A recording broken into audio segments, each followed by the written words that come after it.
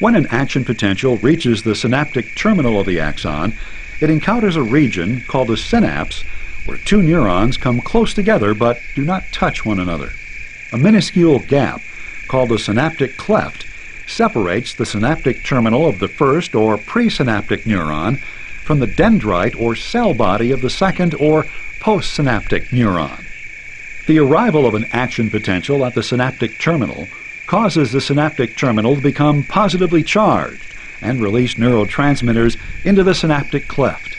The neurotransmitters diffuse rapidly across the synaptic cleft and bind to receptors in the membrane of the dendrites or cell body of the postsynaptic cell.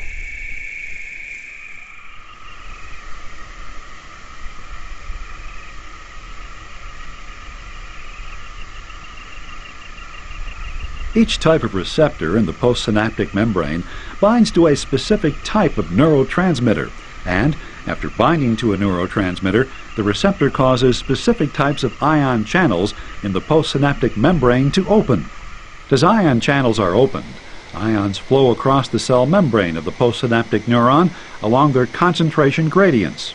This flow of ions into the postsynaptic neuron causes a postsynaptic potential in the dendrites or cell body. Depending on the channels open and the ions that flow in, synaptic potentials can be either excitatory, making a neuron less negative inside and more likely to fire an action potential, or inhibitory, making it more negative and less likely to fire. An excitatory postsynaptic potential is called an EPSP. An inhibitory postsynaptic potential is called an IPSP.